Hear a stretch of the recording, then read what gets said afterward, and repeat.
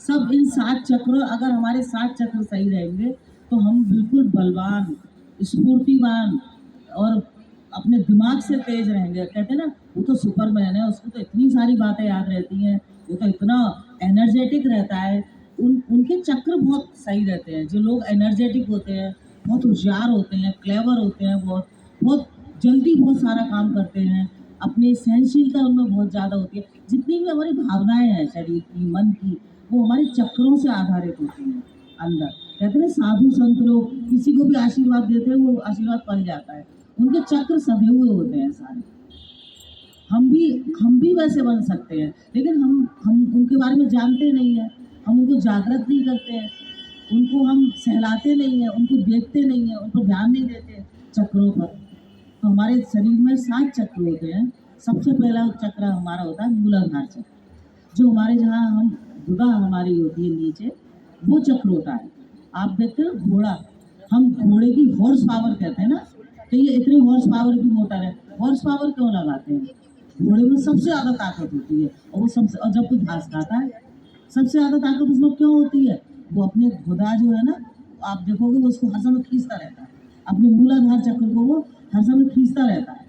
आप अपने, जब भी आपको याद आ जाए, अपने मूलाधार चक्र को संकुचित कर दे रहो, खींचते रहो एकदम से। तो जैसे हमारे नीचे के भी अंग जैसे शिथिल पड़ जाते हैं, जैसे हम बड़े बड़े हो जाते हैं, खांसी में, छींकने में हमारी कभी कभी पेशाब निकल जाती है। तो जब हम अगर अपने नीचे के अंगों को संकुचित करते रहेंगे ना, टाइट करते रहेंगे, जब भी याद आ जाए तभी संकुचित कर लो तो है। तो हमारी ये जो है अंदर की जो मसल्स है ना, वो हमारी टाइट होती रहेंगी और ये प्रॉब्लम नहीं आएगी। मूलाधार चक्र में सबसे ज्यादा शक्ति होती है हमें, उस जगह पर हम, स्थिरता होती है उसमें। हर एक चक्र के अपने गुण होते हैं और उसके दोष भी होते हैं।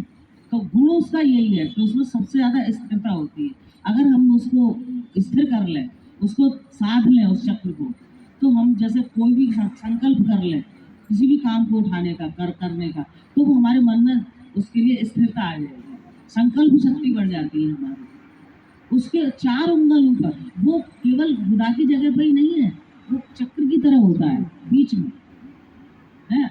अब उसके उसके 4 अंगुल ऊपर हमारा होता है स्वादिष्ठान चक्र। स्वादिष्ठान चक्र जहाँ हमारी जननेंद्रियां होती हैं, उसके भी गुण और दोष होते हैं। गुण ये है कि उससे हमें वासनाएं मिलती है, सुख मिलता है जनेंद्रियों से, लेकिन हम जननी भी हैं, हम किसी का सृजन भी कर सकते हैं, तो हमें उससे सृजन शक्ति बहुत आती है। उसका दोष हो गया वासना, ये सारी उसमें भोग विलास में पड़ना, उसका ये दोष हो गया। लेकिन हम अगर जब उसको साध लेते हैं, तो उससे हमें सृजन करने की शक्ति आती है कि मैं आज लड्डू बना रही हूँ, उसका सृजन कर रही हूँ। मैं आज कोई कपड़ा बना रही हूँ, उसका सृजन कर रही हूँ। मैं आज कोई पेंटिंग बना रही हूँ, उसका सृजन कर रही हूँ। तो उससे हमें सृजन शक्ति भी आती है उस चक्र से। और जब हम आंख बंद करके हमें बैठना है,